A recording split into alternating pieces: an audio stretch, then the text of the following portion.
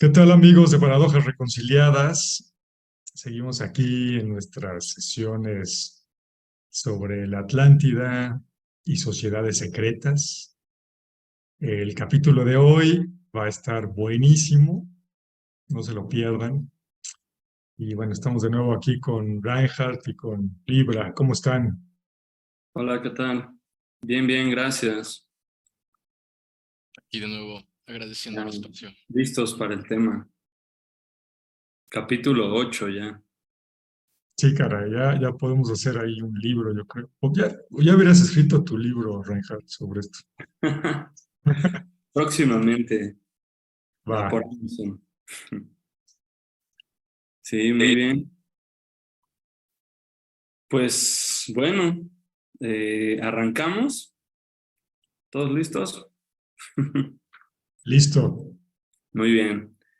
Bueno, pues retomando cómo es que llegamos hasta los nazis desde la Atlántida. Bueno, ya habíamos pasado por la Atlántida como mito, como historia, sus probables locaciones, evidencia, civilizaciones prediluvianas. Vimos ruinas, todo estuvo muy interesante. Vimos incluso su relación con doctrinas iniciáticas, sociedades secretas y cómo se relacionan esos mismos símbolos desde la antigüedad hasta épocas modernas en todos lados, incluso, bueno, hasta en billetes está, en las plazas centrales, los obeliscos, los ojos que todo lo ven y así, ¿no? Entonces, en un punto muy, diría, clave de la historia, confluyeron varios saberes y varias pues incluso podrían decirse corrientes y modas que se empezaron a generar para la fundación de un movimiento que es el Partido Nacional Socialista alemán, ¿no? Entonces, obrero alemán. Entonces, ¿por qué es importante en la historia de la Atlántida? ¿Por qué llegamos hasta aquí? Bueno, estamos hablando de un partido que cambia un país, cambia su destino de una forma acelerada, cambia muy rápido toda la faz de un continente y cambia la historia para siempre.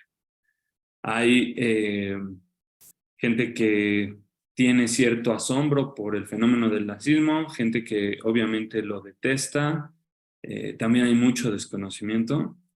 Y dentro de ese desconocimiento es la parte ocultista, que es la que vamos a tocar principalmente aquí. Ahorita no nos vamos a meter con pues temas más profundos, solamente vamos por la línea central del ocultismo nazi y la Atlántida, ¿va? Entonces, pues ¿cómo surge todo esto? Podemos comenzar con, bueno, aquí vemos una imagen muy poderosa, ¿no? El símbolo de la esvástica, que fue el que tomaron para el Partido Nacional Socialista Alemán. ¿Y por qué este símbolo? Bueno, pues porque se dice que es el símbolo por excelencia de los arios o de la raza aria. Y bueno, recordemos que el nazismo estaba sumamente ligado al ideal ario y a un movimiento pangermánico, donde ellos identificaban a los arios como sus ancestros. ¿Qué es pangermánico para los que no están entendiendo esa parte? Pues como cuando dicen movimiento panamericano, pangermánico, es bueno, todos los pueblos germanos unirlos en uno solo, ¿no? Recordemos que pues estaba Alemania dividida en el siglo XIX y estaba la República de Weimar y era otro contexto. Entonces hay movimiento pangermanista fuerte eh, y ese viene siendo el centro de todo el móvil para el Partido Nacional Socialista, ¿no? Entonces, ¿por qué lo ario y por qué la Atlántida? Bueno, hay una serie de documentos en instituciones, entidades, libros que se escriben en todo este periodo, en todo este contexto. Y a donde nos van a acercar, pues es a esas raíces ocultistas del nazismo. Aquí estamos viendo acerca de el primer libro que vemos, que se llama The Coming Grace. Es escrito por Edward Bulwer-Lytton, que es, digamos, el tema central de la promesa de una gran energía oculta por una raza pues perdida, intraterrena, que alguna vez habitó la Tierra, ¿no? Entonces, ya platicamos acerca de Shambhala, Shangri-La, continentes perdidos, ciudades ocultas, y bueno, prácticamente este libro habla de la energía Vril y los Vril ya, que son pues una raza que está oculta y que cuando la descubren en el interior de la Tierra, pues bueno, va a liberar esta energía porque ellos la tenían, ¿no?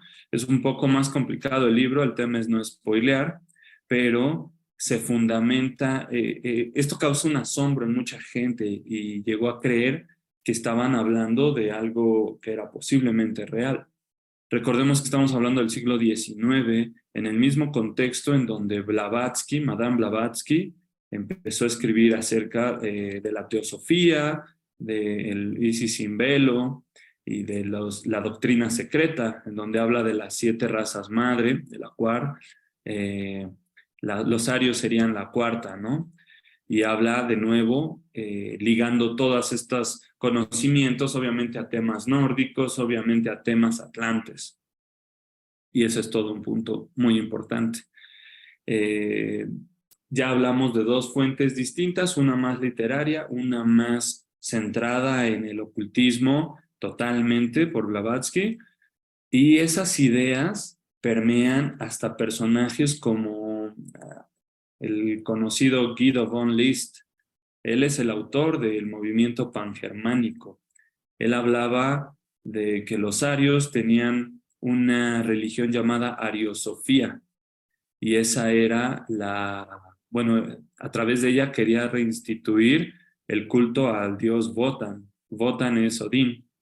Entonces, pero bueno, en nórdico, ¿no? Quiere reintegrarlo. Y él es quien empieza a tomar estos símbolos de cruz y de esvástica. De ahí otro personaje que va a ser central en todo lo que viene a ser el ocultismo nazi es Rudolf von Sebottendorf. ¿Quién es este personaje? Es el que funda la sociedad Thule o la Thules Gesellschaft, que es la que estamos viendo al centro. Ese es su emblema. Prácticamente podemos ver ahí la espada y la esvástica también, ¿no? Entonces, al interior, este se forma y posterior a la Primera Guerra Mundial empieza a tener pues gente que se integra. Recordemos que Alemania está en un periodo pues sumamente negativo para ellos. ¿Por qué? Perdieron la Primera Guerra Mundial, tienen una deuda enorme con Europa y les prohíben generar maquinaria pesada y armas, ¿no?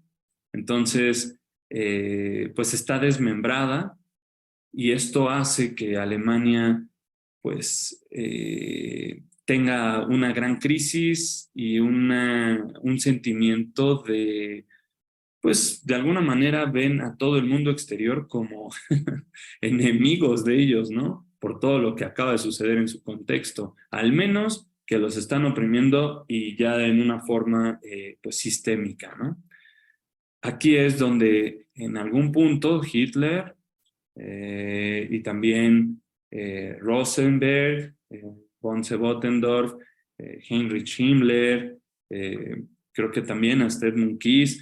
Hubo muchos personajes conocidos del nazismo que entraron a Thule Gesellschaft, y de ahí nace de sus entrañas el partido nazi, con estos ideales ya más profundos, y es donde a este Adolfo, vamos a decirle Adolfo porque luego en YouTube no les gusta. Entonces, Adolfo pues toma, todos se dan cuenta de su gran capacidad de oratoria, de su potencia para hablar, ¿no? De su gran convencimiento de masas y cómo los altera. Y se dice, aquí hay por ahí hay unas historias ocultas acerca de un personaje que se llama Sherman, que nunca aparece oficialmente, no hay fotos, pero se dice que cuando vuelve de la Primera Guerra Mundial, él tiene acceso a un grimorio que le acerca Sherman, Adolfo, y en este grimorio aprende a invocar y realiza sus primeras invocaciones, obviamente ¿de qué? De demonios. Invoca incluso a Paimon, pero al final queda sobre Buer, y ese es, digamos, su protección hasta el final de sus días, ¿no? Se dice que jugaba con esa demonología. Bueno, todo este gran partido se forma con integrantes de Thule Gesellschaft y de otros lados. Dentro de ellos, pues, los papeles de Alfred Rosenberg, es quien iba a ser el líder ideológico de este Tercer Reich, y él escribe el libro El mito del siglo XX. Ahí menciona que la raza aria debe venir de Atlantis, y de ahí exporta su cultura al mundo después de su destrucción. Recordemos, es el ideólogo. También otro personaje central es Heinrich Himmler. Este Heinrich Himmler también perteneció a Thule Gesellschaft y fue líder de las SS y de la Gestapo, de la policía secreta y del cuerpo de élite del partido. Entonces, él, junto con Wolfram Sievers, funda la Ahnenerbe. ¿Qué es la Ahnenerbe? Es el tercer símbolo que estamos viendo aquí. Deutsches Ahnenerbe. Es la, digamos, Sociedad para la Investigación y Enseñanza de la Herencia Ancestral, tal cual. Hay una institución con lingüistas, filólogos, especialistas, arqueólogos de todo tipo y ramas para investigar este origen germano y investigar la pureza de su raza y, bueno, toda esta conexión que la querían llevar literalmente a la Atlántida. Para ello, bueno, la fundación de la Ahnenerbe es un antes y un después. La Ahnenerbe, por su propia existencia, inspira en la cultura pop como no tienen idea. O sea, de ahí salió Hellboy, o de ahí salió que en Marvel, los Avengers pelean contra Hydra, ¿no? O de ahí salió Constantine. Constantine. Indiana Jones, por ejemplo. Está saturadísima la cultura popular de esto, y es porque hay no poco, mucho de verdad en el ocultismo que se tiene. Ahora, obviamente, los nazis siempre los han pintado como los malos de la película, eternamente, desde que hay referencias, ¿no? En ese sentido, aquí vamos a tratar de ver por qué ellos creían tanto esta conexión aria con la Atlántida y con, bueno, todo su destino para el reinado de los 1000 años, ¿no? El Tercer Reich. Entonces, pues Heinrich Himmler y Wolfram Sievers son figuras centrales al fundar esta Ahnenerbe. ¿Y qué es lo que se encargó de hacer? Bueno, mandaron investigaciones a varios lados porque querían reentrar en contacto de nuevo con todo el conocimiento oculto. Recordemos, los nazis hablaban del tecno-ocultismo, o sea, ellos no desdeñaban el conocimiento, el acceso al poder y a la tecnología, sea por métodos tradicionales, convencionales de conocimiento o por métodos ocultos. Ellos iban a explorar todas las implicaciones y pues lo iban a lograr, ¿no? Entonces, ahí es donde se diluye la delgada línea y es el primer ejemplo digamos, en el periodo moderno de la historia, donde tan abiertamente, tan profundamente y tan expandidamente exploran esta conexión entre ciencia y ocultismo para desarrollar tecnología. Incluso en la guerra, ellos desarrollan algo llamado Wunderwaffen, que son las armas milagrosas, ¿no? Y hablaban, pues, hay muchos expertos que dicen, bueno, se imaginaban grandes armas y no lograron nada, ¿no? Ninguno funcionó, ni sus robots grandes, ni sus... bueno, solo recordemos que en muy poco tiempo, como país, como potencia, terminaron la crisis alemana, tuvieron una riqueza sin precedentes por ese cambio, que ese es un tema más económico, lo podemos tratar un día con calma, pero el milagro alemán, tanto así que inspiró a Occidente, inspiró a Oriente, y por eso Adolfo era una figura central para el mundo de su tiempo. Todos lo admiraban, incluso salió en la revista Time. Y eso es algo que pues se ha querido olvidar, ¿no? Porque hoy han salido otras personas, hasta Peña Nieto ha salido en Time. Pero, entonces, prácticamente este milagro alemán impacta en todos lados y se gana adeptos en el mundo. Muchos. En todos lados había un pequeño núcleo de pro nacionalsocialistas, ¿no? En distintos países, etcétera. Algunos de ellos vamos a ver que tienen conexiones muy profundas, que Ibra pues, nos va a poder también comentar y conectar ya de forma más precisa con ese ocultismo. Pero, bueno, ¿qué es lo que buscaban a través de estas grandes armas? Y bueno, darlas y llenarlas de energía Bril. ¿Cuál es la energía Bril? Pues esa energía del vacío, del campo cuántico, energía etérica, campo punto cero. Quien vio Atlantis de Disney debe de reconocer, ¿se recuerdan que trabajaban con unos cristalitos? Bueno, algo así. Esa sería la energía Bril perdida, que les puede garantizar hasta el rejuvenecimiento, todo, todas las propiedades místicas que quieran. Es la energía del universo en las manos. Y eso es lo que estaban buscando. Entonces, fundan al interior de las SS la Sociedad Bril del Sol Negro. Así lo reconocen como el Sol Negro y ese es el símbolo que estamos viendo. Este símbolo se dice que estaba en el castillo Wewelsburg, se llama, me parece. Wewelsburg, exacto. Al centro, en la entrada, y que bueno, prácticamente tiene 12 rayos y tiene un sentido un poco olímpico, un poco, pues el 12 de nuevo, las 12 horas, recordemos las 12 constelaciones, sería el centro pues este modo de vida o esta creación, ¿no? Creo que Ibra se bajó, ¿verdad? Ah, sí, cierto, no me había percatado. Oh, Esperemos que regrese pronto.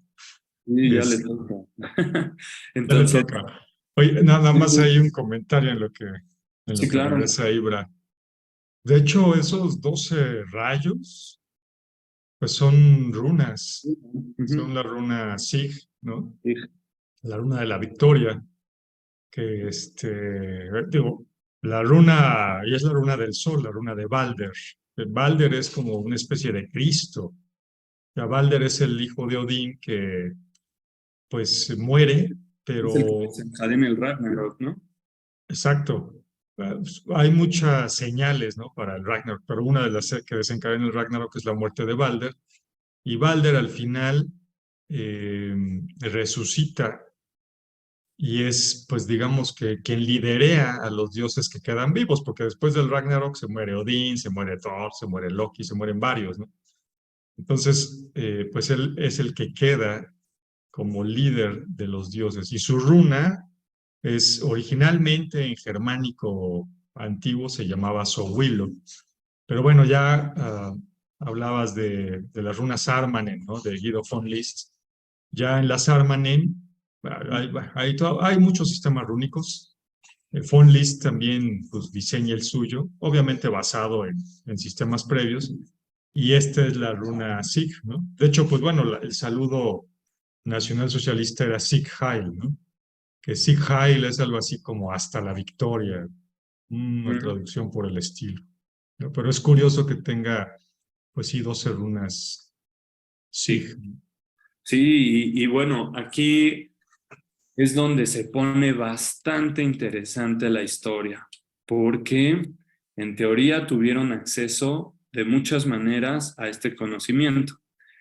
Los métodos más convencionales que usaron fueron expediciones, de las cuales vamos a hablar a profundidad, de una en particular más adelante, pero lanzaron expediciones por todo el mundo, al desierto de Gobi, a Tíbet, a Nepal, a Bolivia, a Brasil, a las junglas, a la Antártida, al Cáucaso, en todos lados a través del ANENERV, y empezaban a buscar vestigios de conexiones de civilizaciones antiguas con arios, con atlantes. Buscaban la Atlántida. La estaban buscando oficialmente con fondos de Estado y de una manera sumamente profesional, con lingüistas y con gente súper preparada, les decía filólogos, etcétera, ¿no? Entonces, esto marca un punto único en la historia en donde se hizo ese tipo de inversión y esfuerzo. También hubo, antes de cruzar a las expediciones, un episodio muy interesante que la vez pasada mencionaste que querías que formara parte, ¿no?, del programa. Y yo creo que entra bastante bien para donde vamos. Y es las canalizaciones que realizaron a través de un grupo de mujeres llamadas las Bril Femen, dentro de la Sociedad del Sol Negro o Bril. Estas Bril Femen eran mujeres pues muy hermosas, de cabello larguísimo, donde estaba las conocidas Sigrun, Traute, María Orsic, y no recuerdo el nombre, pero había al parecer 6, y son las más conocidas estas 3. Y bueno, ellas son centrales en una de las teorías más densas que han perdurado por los años y que hay quien las ha debunkeado, hay quien dice que las fotografías de María Orsic son falsas, por eso decidí, bueno, pues más bien dejarles la curiosidad y vayan y busquen a ver cuántas encuentran. La parte interesante es, se juntaban y realizaban sus rituales ocultistas, y se dice que en una de estas sesiones, por allá de los años 20, 27 me parece, hicieron una canalización en donde María Orsic y Sigrun comienzan a entablar comunicación con unas entidades. Y estas entidades, al parecer, les confirman, y aquí es donde ya pueden encontrar distintas versiones.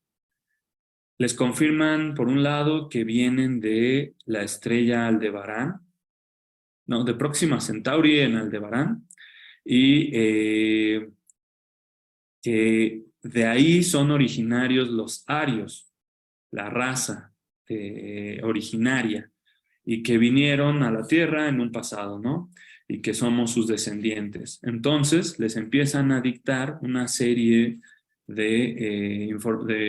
pues sí, comunicados, canalizaciones, que después traducen. Al parecer estaban en copto antiguo y en sumerio. Y cuando las traducen son las instrucciones para poder crear un vehículo que pueda llevarlos hasta aquella estrella, ¿no? A Próxima Centauri.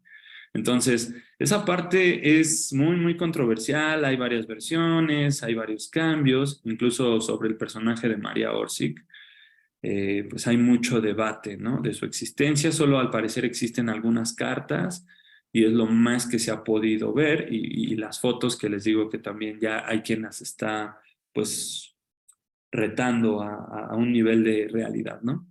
Pero esto pareciera que no tiene una verdadera conexión. Aquí estamos viendo del lado derecho, antes de cruzar, el símbolo del Bril Ya, que es el que está arriba, de estas Bril Femen. Y al lado vemos los llamados platillos volantes del tercer Raj, que sí se desarrollaron. Sí se hicieron. Si volaron o no, no lo sabemos, pero hay gran cantidad de evidencia real recuperada por los aliados, por los rusos, Estados Unidos, Inglaterra, diagramas completos acerca de estos objetos que pretendían que volaran, todos en forma de disco, hay fotos donde tienen montadas metralletas, y bueno, es muy interesante porque en teoría los empezaron a construir. ¿Qué modelos había? Estaba el Brill 1, el Brill 2, el Haunebu, Haunebu 2, Haunebu 3. Se dice que algunos de ellos volaron. Hay por ahí el experimento de la campana que le llaman, que es D-Glock, donde se hacía este experimento, donde estaba alojada y que después se la llevaron antes de que llegaran los aliados cuando pues ya los estaban perdiendo la guerra. Hay lecturas de radiación muy fuertes en esa zona.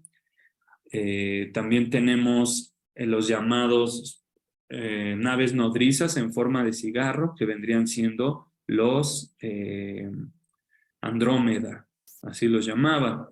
Entonces, todo eso lo pueden ver, son diagramas oficiales, documentos oficiales, y ahorita vamos a ir con algunos interesantes que también vamos a ver por ahí.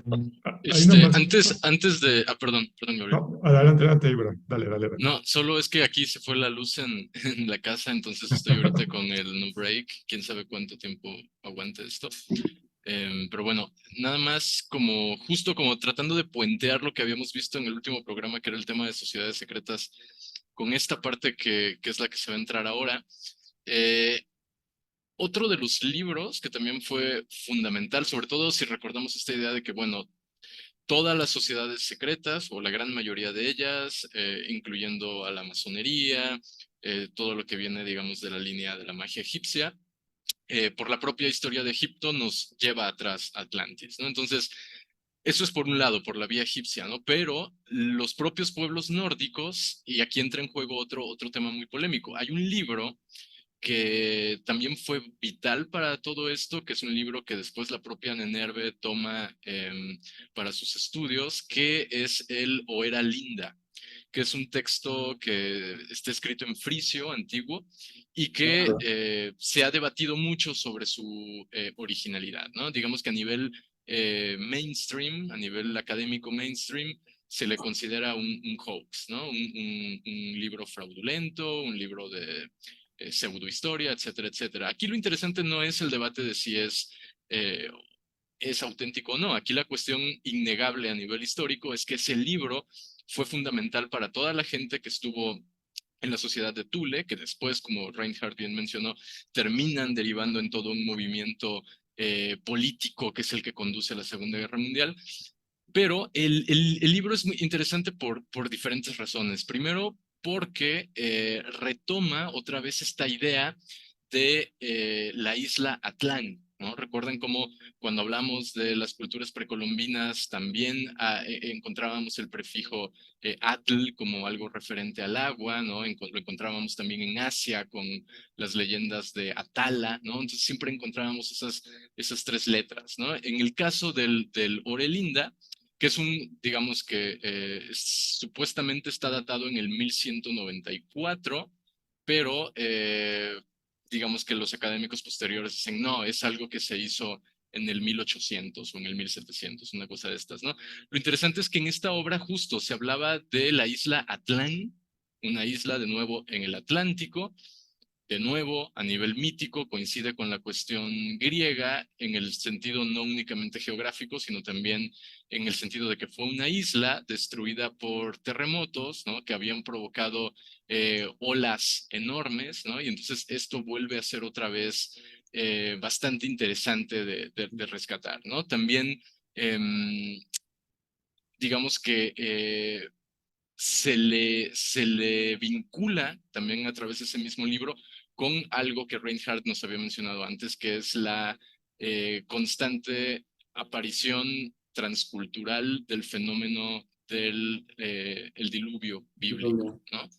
Entonces, el Lore Linda es tomado por estas sociedades, la Nenerva incluida, y sirve de nuevo como un fundamento en el que estas personas empiezan a basarse, ¿no? Para todo lo posterior.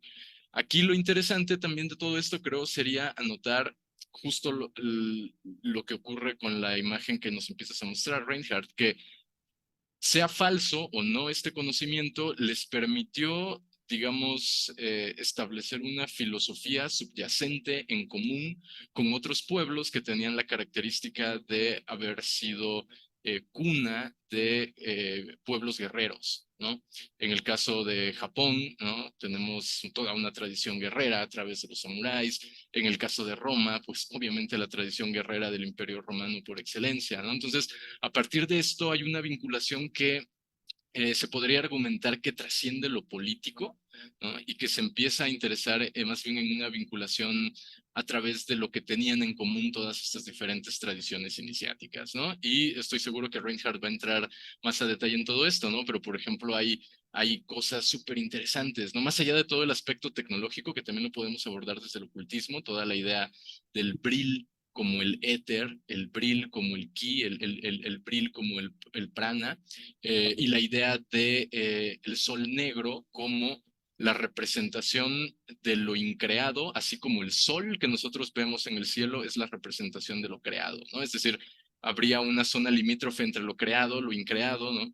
Lo increado con el sol negro, lo creado con el sol que conocemos, ¿no? Y a partir de ahí se desplegaría la realidad. Entonces, lo que esta gente trataba de hacer era desarrollo tecnológico a partir del contacto con lo que no ha sido creado todavía, lo cual puede implicar, sí, un desarrollo tecnológico como el de las vimanas, ¿no? De los ovnis y de los platillos volantes, pero también esta otra cuestión que Reinhardt había mencionado antes, que es el contacto y el diálogo con entidades interdimensionales, con cosas que podrían llamarse dentro del ocultismo se le conoce como la magia tifuniana, ¿no? La magia que trata de conectar con estas entidades ancestrales que preceden la existencia humana, que preceden la creación, ¿no? Que precisamente habitan en el frío de lo increado y que se vinculan a nivel oculto con la enseñanza agartiana, ¿no? Entonces, podríamos irnos por ahí, pero lo que yo quería mencionar solo ya para devolverte el micro, Reinhardt, es esta idea de los diferentes pactos que hicieron a nivel político con otras culturas, ¿no? Por ejemplo, está la cuestión del pacto con Tíbet, ¿no? Así es.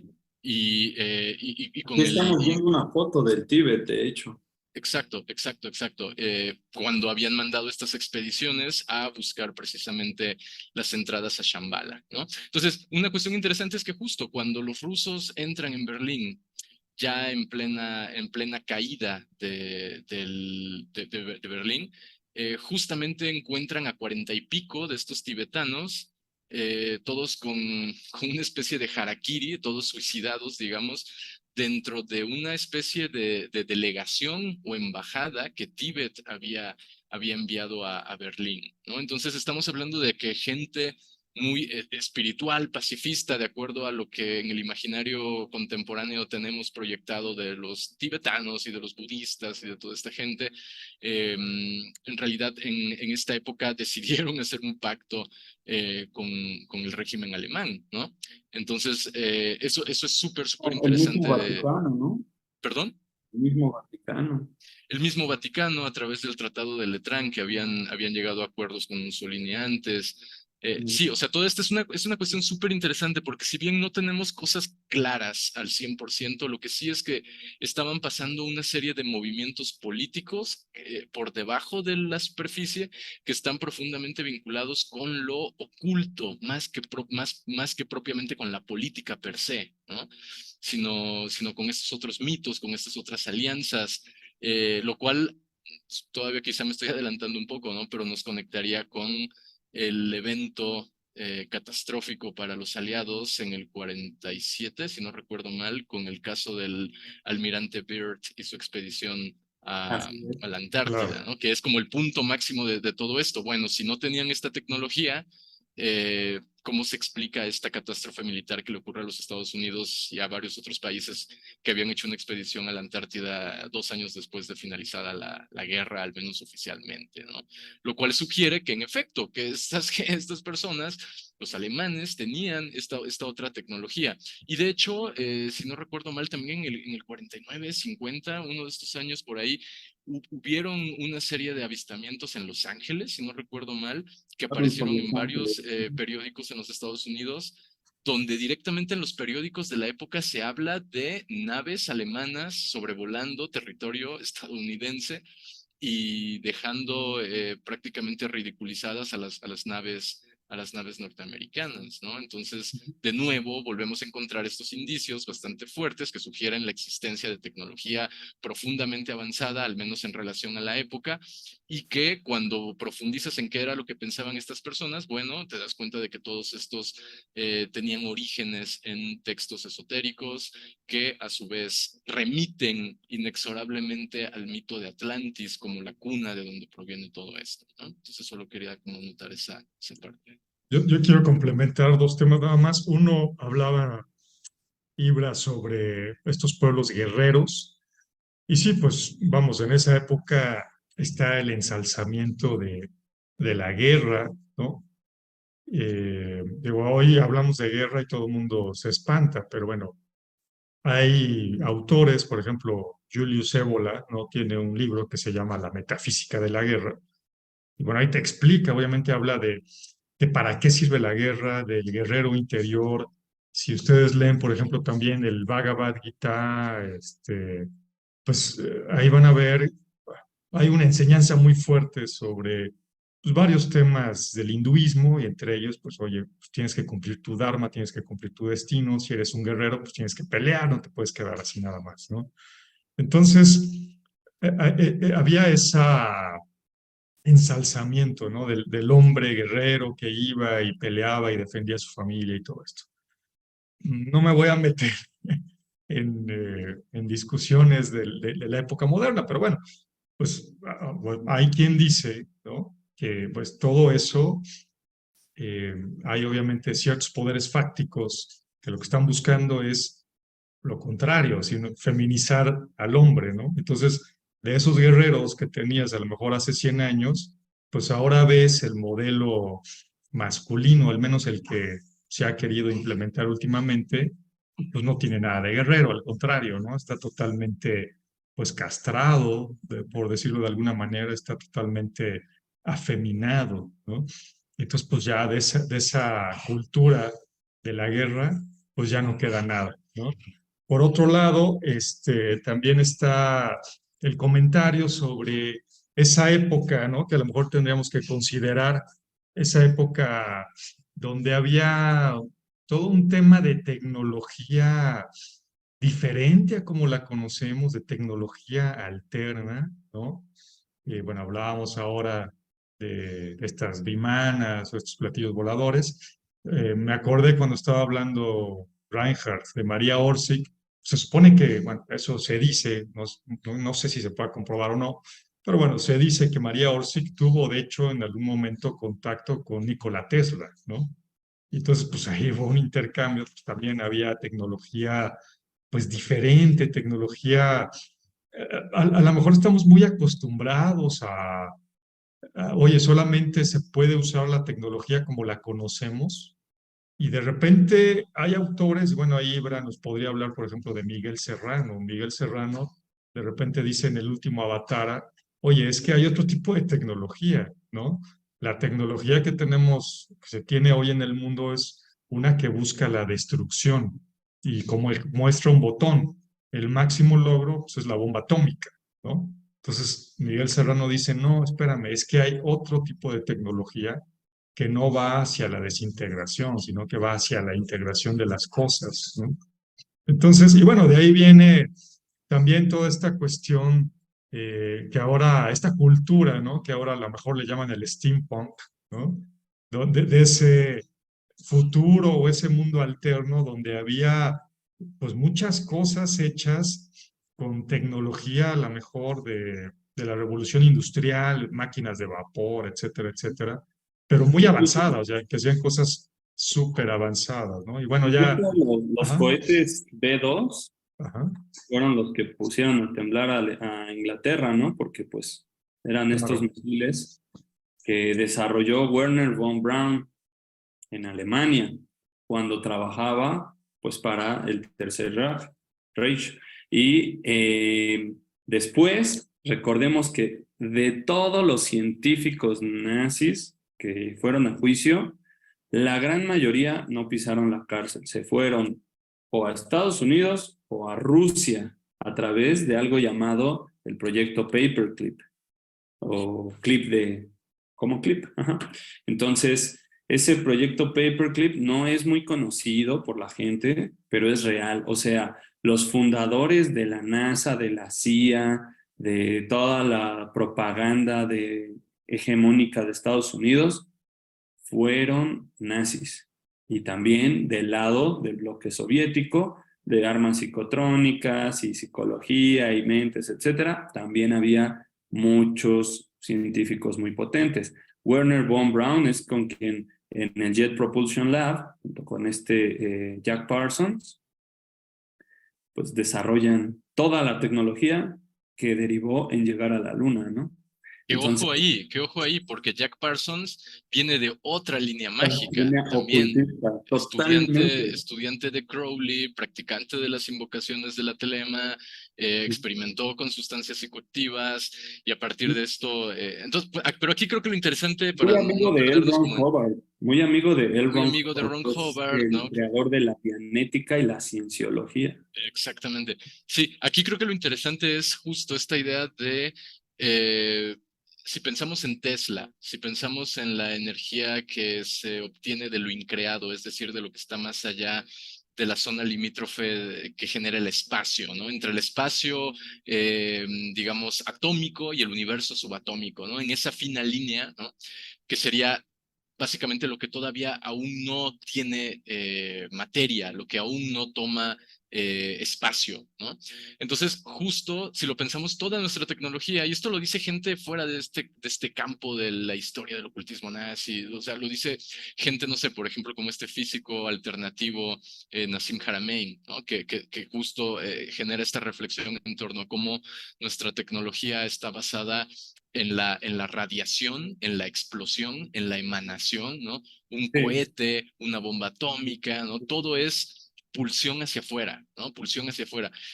¿Por qué? Porque es justamente la energía de lo creado, ¿no? Es energía que juega con lo que ya está creado. Sin Quizá lo embargo, destruyes para liberarle la energía que contiene. Así es. exacto, son grandes liberaciones de energía, justo. Mientras que la energía de lo increado sería lo contrario a una explosión de energía, una Este punto implosión. entre fusión nuclear y fisión nuclear, ¿no? O sea, Sí, pero ya trabajando, digamos, a sí, una sí, escala no sí. solo diferente, sino inversa a lo que la energía normal o a lo que la tecnología normal está tratando de expresar casi siempre, ¿no?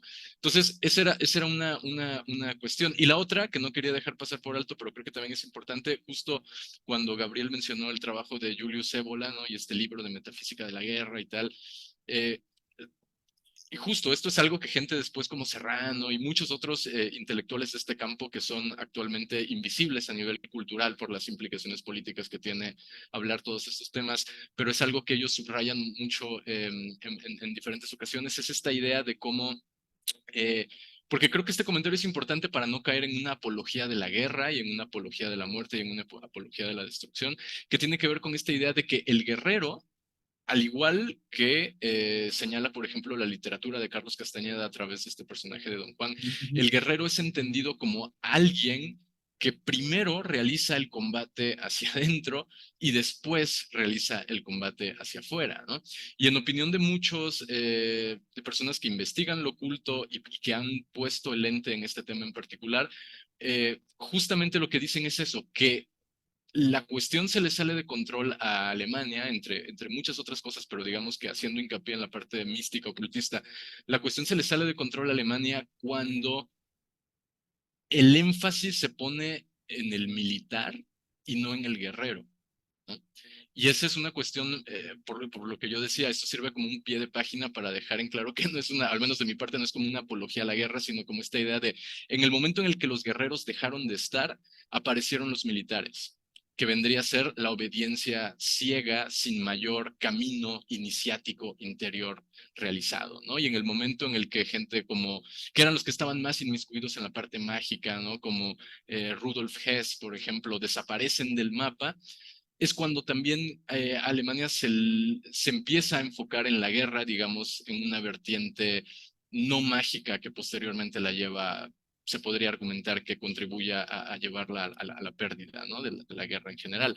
Entonces, justo, era nada más como subrayar esta idea del guerrero interior como algo que, al menos a nivel filosófico, estaba ahí presente en la Nenerve, en la Schulstaffen y en todas estas organizaciones que giraron en torno en esa misma época, pero que eventualmente se viene abajo. No se logra sostener una guerra mágica de la manera en la que, al menos en sus inicios, estaba puesto esto sobre el papel. Si bien muchas de esas alianzas se lograron conservar, y ahí es donde dejamos la estafeta justo en la fotografía en la que nos encontramos, ¿no? En todas estas alianzas que se hicieron. Y ya por último, nada más mencionar, bueno, ya es un tema aparte que realmente, hasta donde yo entiendo, no tiene nada que ver con la sociedad del Thule ni el ocultismo nazi, pero bueno, está esta idea de Tartaria, ¿no? De esta civilización que justamente surge a partir de esta tecnología alternativa. Y bueno, pues ahí hay muchos autores, obviamente, que hablan de teorías de conspiración, donde dicen, bueno, es que existía toda una civilización así que fue oculta porque pues no convenía a ciertos intereses, ¿no? Está interesante ese tema de Tartaria, lo he escuchado más recientemente. El tema de mapas, cosas así, es lo que no deja que se vaya como una teoría más tan rápido, ¿no? Genera mucho interés el tema del diluvio de barro, ¿no? Y cosas de este estilo, que posiblemente valdría la pena profundizar en esa investigación. Yo desconozco mucho, pero hay algunos puntos que, pues, sin duda van a conectar, entonces, en algunas próximas sesiones, ¿no? Pero, bueno, retomando la expedición, las expediciones que realizaban, bueno, aquí estamos viendo aquella que fue a dar al Tíbet. ¿Qué estaban buscando? Bueno, llevaban hasta de esta técnica que se llamaba frenología, creo, que les medían el cráneo, para tratar de identificar entre los nepalenses, tibetanos, rasgos arios, comparativos entre ellos, rastrear la raza. Digo, sabemos que si no fuera por los estudios alemanes no estaríamos, hubiera tardado un poquito más todo el tema de la genética, ahí con el mismo Joseph Mengele y su obsesión por los gemelos. También, o sea, lo que estamos hablando aquí es que esta búsqueda de poder que llevó a expediciones reales, alianzas reales con poderes pues ancestrales, espirituales, o sea, el Vaticano y el Tíbet, nada más, Occidente y Oriente, atrás del Tercer Reich, y lo han olvidado. E investigaciones profundas para rastrear este origen de la humanidad y la Atlántida. Bueno, todo eso dio pie a muchos desarrollos y cambios que hoy parecemos ignorar. Hoy creemos que todo ha sido un progresismo, ha sido progresivo el avance a través de la investigación y a través de, pues, la idea del popular mechanics, los inventores norteamericanos y algunos científicos por ahí perdidos y muchos alemanes. Pero bueno, vamos viendo que tiene muchas aristas. Aquí, pues lo que buscaban era la entrada a Shambhala, a Shangri-La, a Agartha. La buscaron en Tíbet, la buscaron en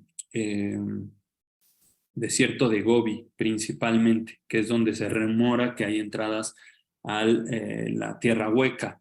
También es de lo mismo que se habla que existe bajo Monte Shasta, en la región Mato Grosso, en Brasil, en el Amazonas, y también en Antártida.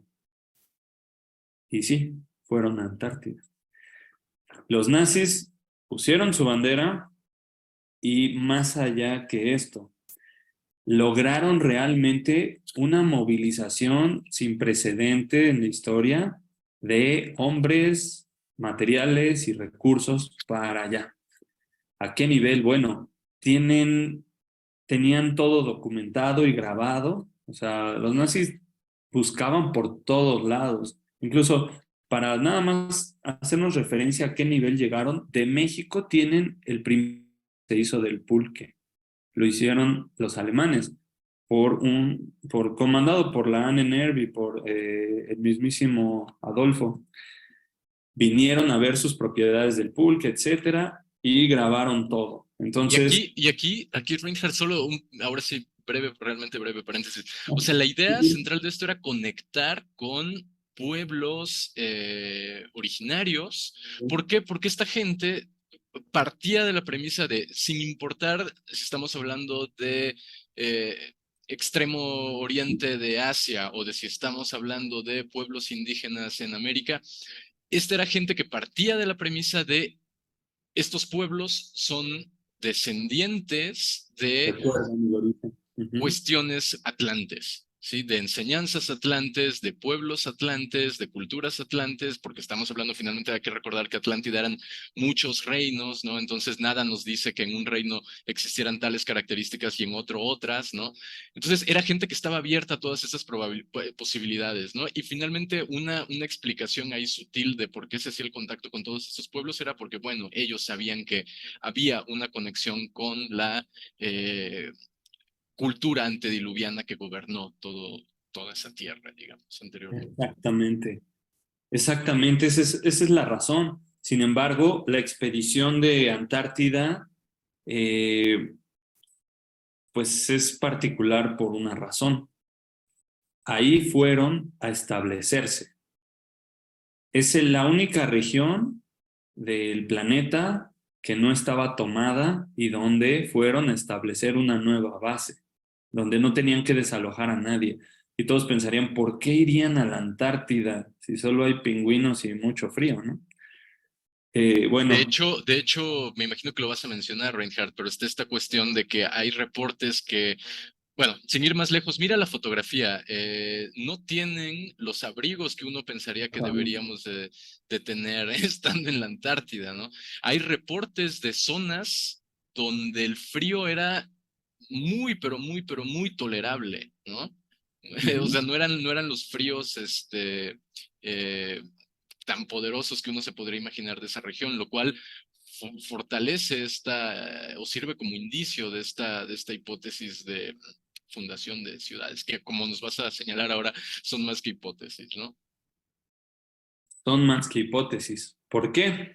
Aquí estamos viendo un mapa de Antártida y una moneda de Antártida. Bueno, alemana, pero de la expedición de la Antártida, ¿no? Al Polo Sur, 1938 a 1939. El área que se ve marcada en la moneda corresponde al área marcada en el mapa, que es New Schwabenland. New Schwabenland es la República de Nueva Suabia. Entonces, fueron ahí porque estaban buscando entradas a la Tierra Hueca y evidencias de civilizaciones antiguas. Y al parecer se llevaron mucho más sorpresas. Esta república quedó fundada completamente, o sea, no hay duda, y de hecho hoy en día es crimen si tienes uno de los mapas de la República de Nueva Suabia en Alemania, ¿no? Entonces, bueno, antes de esto nada, les voy a hacer un comentario. Si les están gustando estos temas y la conexión, tierra hueca, intraterrenos, ovnis nazis y toda esta exploración ocultista, les va a gustar mucho dos películas de culto que son serie. La primera se llama Iron Skies y es pues la parte de los nazis a la luna y con estos discos, etcétera. Y la segunda es Iron Sky 2 y ya, pero es hacia la tierra hueca, el sol negro, Brill, Adolfo montando dinosaurios, no, algo así totalmente. Si vieron Sharknado, de ese estilo, pero con estos temas, está mucho mejor. Hasta Mark Zuckerberg sale por ahí siendo reptiliano y creo que Elon Musk está buena. Entonces, yo la recomiendo, pero bueno, fuera de esto, está basado en muchas cosas que son reales y que le podemos sacar y sacar para la cultura pop. Aquí estamos viendo un documento oficial, ¿va? Ahí tiene todos los sellos, todo lo que lo oficializa. Y lo que estamos viendo en la parte inferior izquierda es un mapa del mar. La línea superior, que es plana, punteada, es el nivel del mar. Y la línea, como gráfica que va por allá arriba, esa es la montaña o el nivel del suelo. Lo que estamos viendo aquí es que hay una entrada subterránea en un canal. Y esa entrada subterránea nos permite después ver que hay una oquedad o una cavidad donde ya no hay agua y está bajo el hielo. A ese tipo de accesos fue a los que tuvieron ellos pues, la oportunidad de encontrar y entrar. ¿Cómo? Ellos tenían tecnología de punta en cuanto a submarinos. Fueron los que prácticamente pues, desarrollan esa tecnología y le dan un uso. Y son Y de hecho, submarinos. casualmente, cuando acaba la guerra, los aliados se dan cuenta de que si algo le falta a los alemanes son submarinos, ¿no? Nunca encontraron cerca de 10 submarinos U-10 y son, o sea, podía ir gran cantidad de gente ahí. Muchos dicen que ahí escapó Hitler, que allí se fueron muchos otros científicos. ¿Y a dónde fueron a parar? Si 10 no los encontraron, algunos atracaron y dejaron todavía a varios en Sudamérica, en Argentina, en Brasil, en Chile. Se dice que muchos se refugiaron. Esto lo sabemos por los cazadores de nazis que estuvieron durante mucho tiempo, pues queriendo cobrar prácticamente venganza, ¿no? De todo lo que había sucedido en tiempos de guerra. Entonces, y erradicar todo trazo de todo esto que estamos viendo, porque eso es muy importante mencionarlo. Esto no es como lo más mencionado, pero sí tiene su oficialidad. Aquí vemos, por ejemplo, cómo tienen la zona de Liberia, Asgard, o sea, ya estaban bautizando de esas maneras a las tierras nuevas que encontraron. De hecho, hay cierta evidencia por parte de compañías de ferrocarriles alemanas que se llevaron en submarinos kilómetros y kilómetros de vías férreas a Neuschwabenland y nadie sabe dónde quedaron. Por eso creen que allá abajo desarrollaron bases y se establecieron y que cuando cayó Alemania continental quedó un bastión muy importante con la máxima tecnología guardado en Antártida. Aquí vemos Asgard, Liberia, Neuschwabenland, unos mapas hacia la tierra hueca en este sentido. Esto ya es más controversial, ¿no?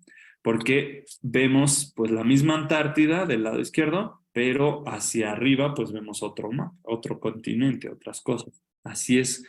Del otro lado vemos Liberia y Shambhala, etcétera. Pero se dice que pues todo esto está bien documentado, simplemente no se ha oficializado de la manera en que esperamos. Y aquí viene un por qué sigue siendo tan controversial. Esta es la figura central que ya mencionó Ibra, que ya mencionó Gabriel, y que pues ya le toca su momento. Es el almirante Richard Evelyn Byrd, que es un héroe de guerra para los norteamericanos. ¿Por qué? Es un héroe porque desde, bueno, el almirante Richard Byrd fue financiado por nada más y nada menos que los Rockefeller. Déjenme ver si tengo aquí adelante no, no lo tengo. Un mapa nuevo que tengo. Pero los Rockefeller financian al almirante Byrd para hacer en 1926 la primera exploración sobrevolando el Polo Norte. Esto, pues cuando lo logra, le da un estatus muy alto a Byrd y en 1928 le financian ahora una exploración a la Antártida con 2 barcos y 3 aviones. Uno de los barcos era noruego y fue de los que participó en el rescate del Titanic. Recordemos que allá hay toda una trama en el Titanic con los Rockefeller, los Morgan, y muy, muy, muy digna de revisarse ahora que está de moda otra vez por el submarinito, el Ocean View y esto. Bueno, les recomiendo revisen bien la historia del Titanic. ¿Quién eran los importantes y quién murió? Pues uno de estos barcos participó también para la expedición antártica. Después llegaron a la plataforma de hielo de Ross y ahí levantaron el campamento Pequeña América. Esa operación duró pues un par de años con su Pequeña América. De hecho, ahí fundan la meseta Rockefeller.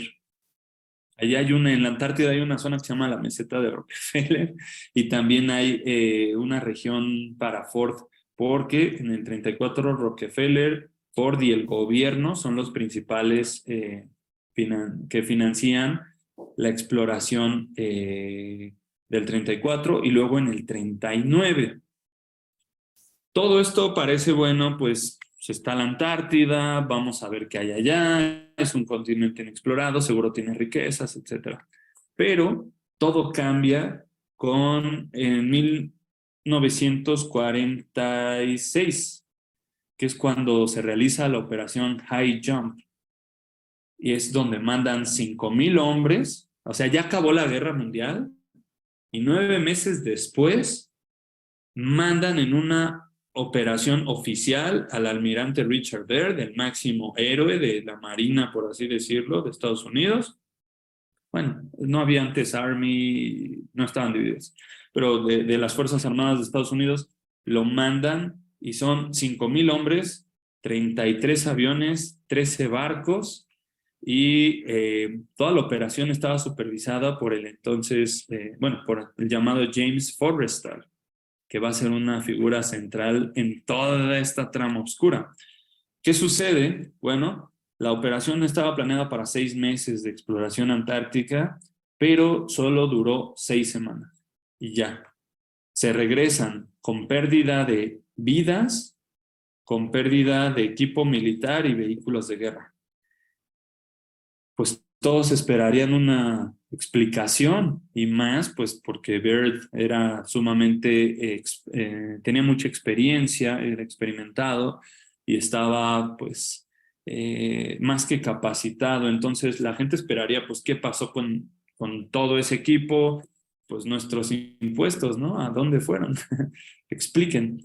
Y lo interesante es que nadie sabe realmente. No se dio una explicación concreta y oficial. Lo que perduró fue, al parecer, las declaraciones de Richard Byrd, donde dice, pues, deja una advertencia diciendo, Estados Unidos ya no puede dormir tranquilo porque es posible que reciba un ataque, ya sea de las regiones polares, en cualquier momento. Y va a ser por vehículos más avanzados que cualquiera que hayamos visto, que tienen la capacidad de volar el globo en unos cuantos minutos, y pues son hostiles. De aquí muchas ramas se abren.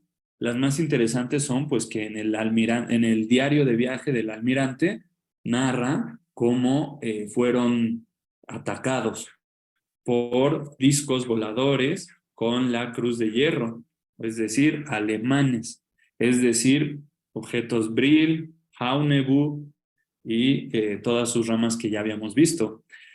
Eso es lo que se dice, tenían una inferioridad tecnológica, por eso se regresaron, no tenían oportunidad y al parecer pues de ahí lo que parte es, o hablábamos de que los nazis perfeccionaron y terminaron su tecnología y fundaron sus bases, o entraron en contacto con otras civilizaciones, conocimientos perdidos, y pudieron acceder a todo esto, ¿no? Y ya no les interesó de alguna manera el tema de la conquista.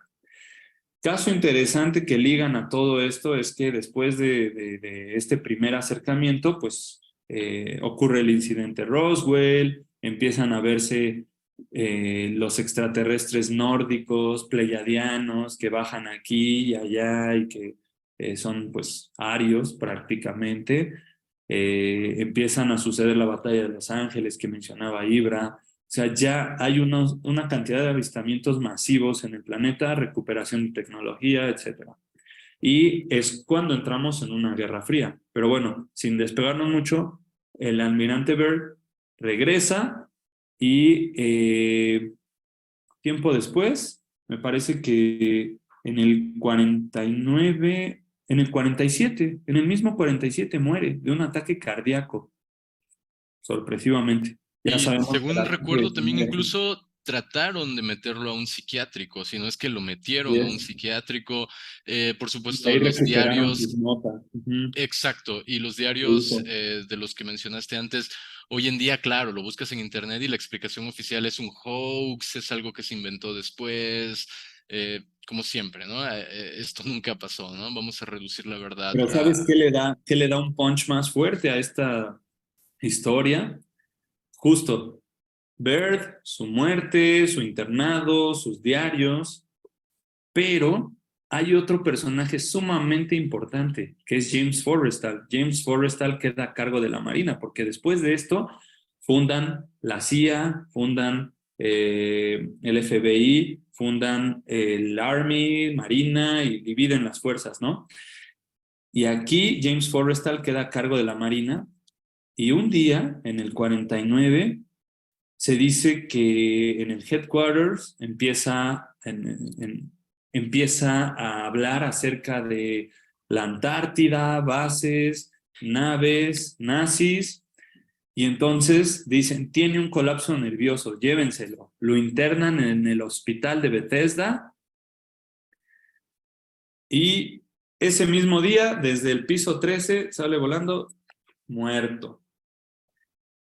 O sea, es el líder de la Marina. Estaba sin cuidado, desprotegido. ¿Cómo? Todos dicen, pues un suicidado más, ¿no? ¿Cuántos no ha habido en la historia de esta forma? Pero ahora ya tenemos desaparecido a Forrestal y desaparecido a Bird. Y entonces ahí la historia parece que muere, ¿no? Entonces es muy, muy, muy profundo a qué nivel llegó y pues todas estas ligas hacia a Atlántida y civilizaciones antiguas, ¿no? No sé si es por ahí por donde ibas, Ibra. Sí, claro, no, por supuesto que por ahí, ¿no? Y también se le puede tomar desde otra vertiente, ¿no? Que es la parte mágica que tiene que ver con, bueno, también todos estos avistamientos comienzan al tiempo que otro mago. No olvidemos que finalmente, cuando hablamos de la Segunda Guerra, hay magos que sirven a una determinada línea, ¿no? Con los alemanes y tal. Habían uno que ya se mencionó por ahí antes, Gabriel lo mencionó, Julius Evola, ¿no? Que digamos que en la época de la guerra ya estaba medio peleado con el gobierno italiano, pero antes había sido una pieza muy, muy importante, ¿no? Para el paganismo neorromano y todo este, el neopaganismo romano y todo este rollo, ¿no? Pero también habían magos en la otra línea. Aleister Crowley, que de hecho fue acusado de que jugaba, coqueteaba un poco con los dos lados, ¿no? No se sabía a ciencia cierta de qué lado estaba, pero Crowley también realiza rituales en estados alterados de conciencia en Egipto, ¿no? Baja toda esta información que después se convierte en el libro de la ley a partir de un diálogo que tiene diálogos con varias entidades, ¿no? Pero una de estas es Aiwas, ¿no? Y después también, al poco tiempo de estos sucesos de Crowley, que dígase, muchas de estas descripciones de los seres con los que él hablaba eran literal los famosos grises que se popularizaron, ¿no? Ese que mencionas se llama Lam. Lam, Y sí, sí, sí. El que había ahí contactado en Egipto también fue Aiwas. Sí, justo. Aiwas fue en Egipto y Lam es el que parece un gris. Ujú, ujú. Antes de que Y después los estallara en la grises ya cultura están en la pop, cultura. ujú, se Ujú. dice que, de hecho, con un trabajo de Alamantra Working y Babylon Working y cosas que estaban explorando, ellos dicen que inauguran el nuevo eón abriendo un portal y que a través de ahí empiezan a entrar estas entidades. Sí, Y es así cuando es. empieza Roswell y empieza toda la ufología que hoy conocemos.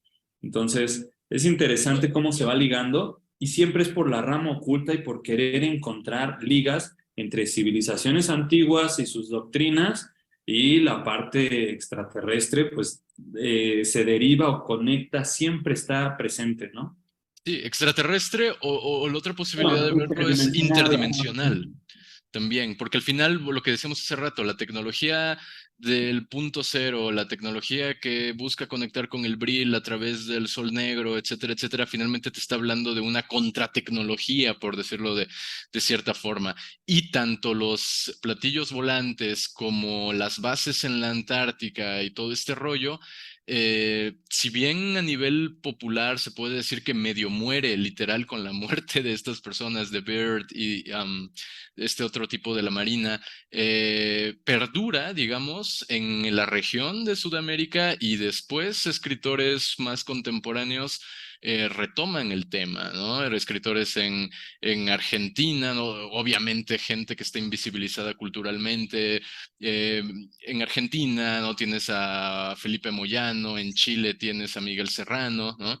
Que en efecto es gente como Serrano concretamente, ¿no? Que recibe iniciación de sociedades secretas alemanas vinculadas con la NNRB, vinculadas con la sociedad de Thule, vinculadas con la sociedad de Brill, reciben estos conocimientos, el tipo, esté uno de acuerdo o no con las cosas que él escribe en sus libros, el tipo era muy buen escritor, detalla una maravillosa mitología rica en simbolismos y tal, y aparte se toma la molestia, por decirlo de alguna forma, de viajar directamente a la Antártica, y en efecto regresa diciendo, sí, sí hay bases, sí, estas naves tienen ahí la cruz de los alemanes, sí, al parecer se hicieron pactos, se hicieron alianzas con agartianos, interpreta a Agartiano como extraterrestre, como intraterrestre, como ser interdimensional, como precursores, digamos, de la humanidad que se refugiaron en tiempos remotos a través de los túneles subterráneos.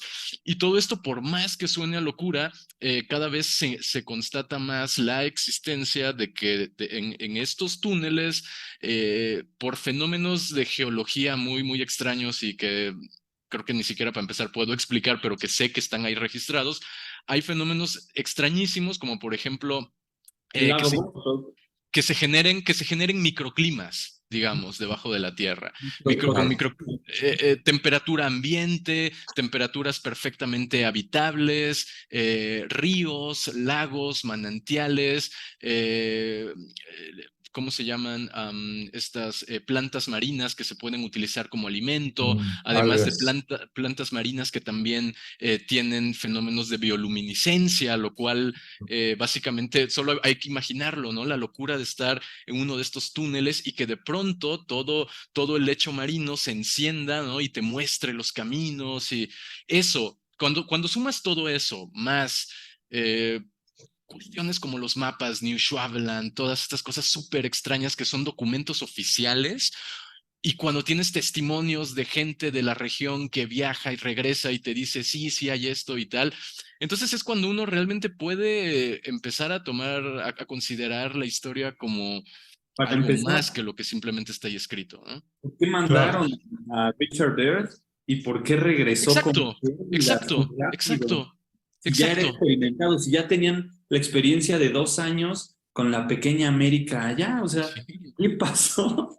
No, sí, y bueno, yo creo que otro tema es, pues vamos, Miguel Serrano era un diplomático chileno, o sea, Sí, en estos tres casos, ¿no? que comentamos, pues no estamos hablando de cualquier persona, estás hablando de un almirante, estás era el hablando de de Forrestal, que fue Chile en la isla, ¿no? otro líder militar, estás hablando de Serrano, que fue embajador en la India, en Europa, en, no sé, como en 6 países diferentes. Y Ujú. pues dices, oye, es un diplomático pues de alcurnia, ¿no? De altos vuelos. No es Su cualquier familia hijo ya de, era de diplomáticos. y exacto, venía de claro, familia de venía, diplomáticos, ¿no? Íntimo amigo claro, de Carl Jung, íntimo amigo de Hermann Hesse.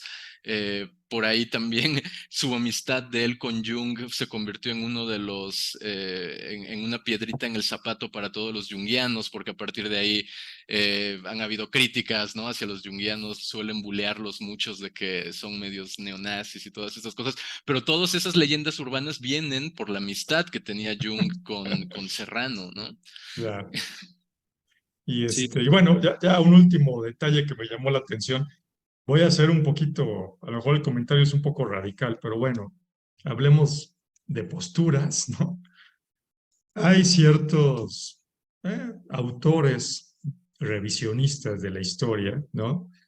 Que debaten mucho esta cuestión de, y me voy a salir un poco, ¿no? De, oye, si el holocausto o no el holocausto. Bueno, las cámaras de gases, ¿no? Y un argumento que usan mucho los que dicen que nunca existieron las cámaras de gas, dicen, oye, es que, a ver, enséñame un documento oficial donde diga la orden de ejecutar a todos estos. Enséñame un plano pues, de la construcción de una cámara de gas. Obviamente los que defienden que sí hubo dicen, no, pues es que pues no hubo. Oye, y tú, o sea, a ver, tú, aunque seas muy obediente como soldado, ¿te animarías a activar la cámara de gas sin que venga una orden desde arriba? Pues está complicado, ¿no? Entonces, bueno, en ese sentido, Esta eh, parte he escuchado pues muchos testimonios y mucha información que existe acerca de pues la cantidad para en primera la cámara de gas está así como bien poco sellada. En claro, segunda, la parte de los hornos son tres, creo, en uno de de los campos de concentración. ajá, Y bueno, para los millones que se dice cremaron ahí, tendrían que haber estado prendidos por varios años. No es claro. posible cremar personas tan rápido con esa tecnología en ese momento y en esos espacios, ¿no? Claro, Y había cierta evidencia de ciertas cosas, desperdicios y así. sí, Es- es ha todo habido un tema, ¿no? Es todo un mucho tema que habría reconocimiento. que revisar. Digo yo, y ya Digo, sin que tomar, estamos revisando la Atlántida, la claro, Antártida, y pues nos tocó revisar este tema también por sus condiciones y lo estamos llevando hasta pues todo lo que suena, ¿no? claro. Y bueno, ya sin tomar partido, ya hay posturas de un lado, posturas del otro, pero lo que me llama la atención es justamente esto, ¿no? Cuando mostraste este mapa oficial con sellos y todo, este justamente, pues, que es donde te diría uno revisionista conspiranoico, te va a decir, oye, fíjate que de los hornos y demás no hay ningún documento oficial, ¿no? Y Ujú. entonces, pues la historia oficial, que obviamente la historia hay que considerar que la escriben los vencedores. De igual manera hubieran ganado los nazis, pues estarían echándole muchísima tierra a los aliados, ¿no? Eso no es de Pero la extrañarse. parte importante es que sí pueden rastrear esto. Exacto. Esto La, sí, o sea, la hay- ley ajá. que dice que si tienes un mapa de New Schwabeland, puedes ir a la cárcel. Bueno, igual, en Alemania, si tú dices que el holocausto no existió, te mandan a la cárcel, ¿no? O sea, es el Bueno, único evento en otros histórico lugares. que está protegido por la ley. ¿Por qué? ¿No? Bueno, Sí, sí, ahí hay varias cosas, el hay solo varias hecho de cosas. cuestionar muchos temas es sensible, pero sí, en este caso, pues, si vamos hacia estas evidencias que tenemos, o sea, la operación High Jump, la operación Deep Freeze, la operación Los Muertos, las pérdidas, todo esto, Paperclip.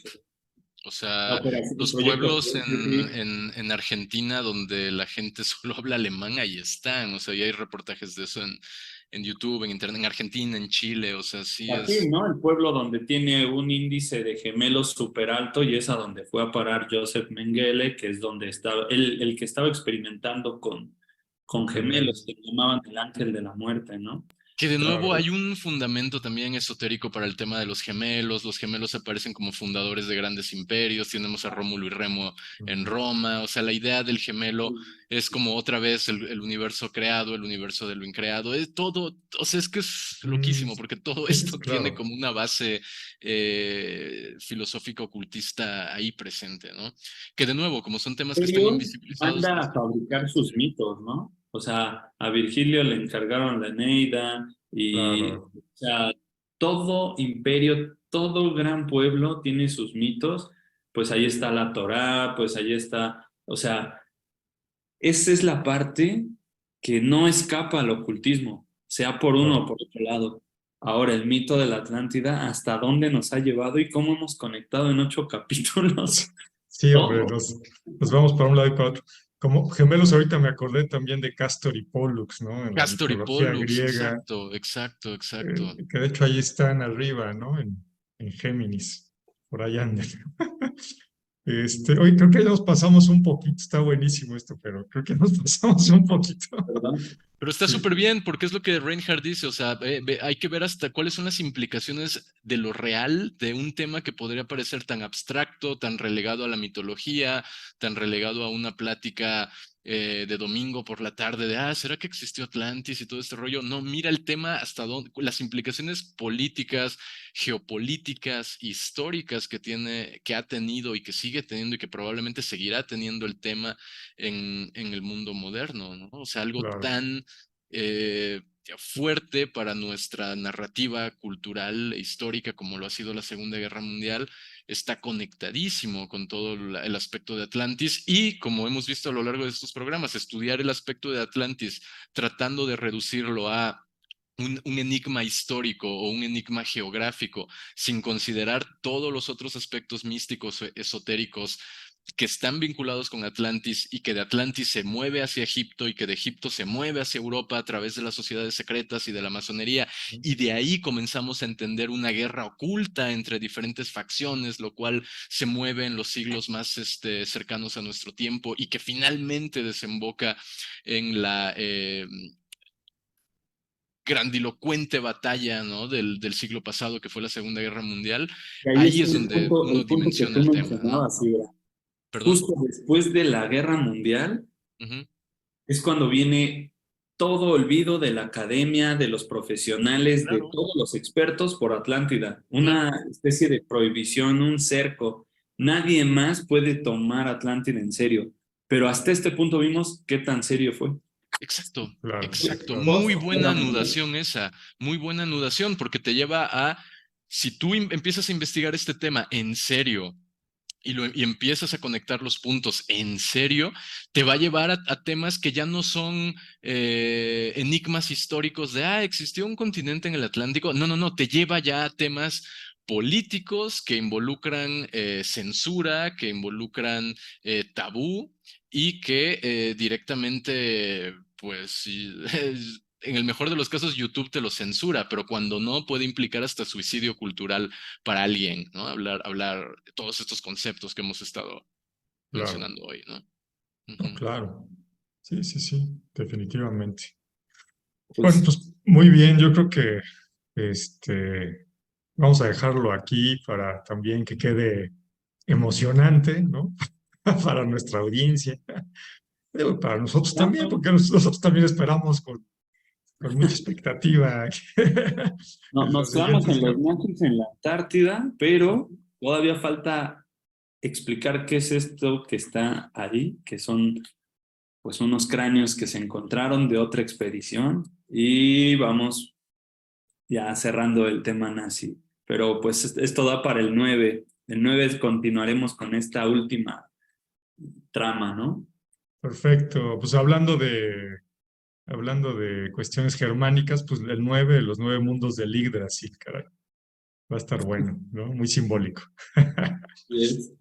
Pues muy bien, pues muchísimas gracias, Ibra, Reinhardt, de nuevo por visitarnos en este espacio. Bueno, que es su casa, obviamente, ustedes pueden venir cuando quieran. Y, y bueno, pues gracias a la audiencia, ¿no? Que nos ha seguido hasta ahora. Pues bueno, recuerden que si el video les gustó, regálenos un like y compártanlo, ¿no? También, si creen que alguien más puede interesarle, ayúdenos compartiendo. ¿Ok? Y bueno, pues nos vemos entonces la siguiente semana con el capítulo número 9. Gracias a ustedes, muy, muy rica plática. Muchas gracias, espero les haya encantado y pues el 9 es el remate de todos estos temas porque ya nos vamos a la evidencia de la destrucción. Entonces, se va a poner bueno. Perfecto. Pues muchísimas gracias. Yo soy Gabriel Ávila y esto es Paradojas Reconciliadas. Nos vemos la próxima semana. Hasta luego. Chao. Luego,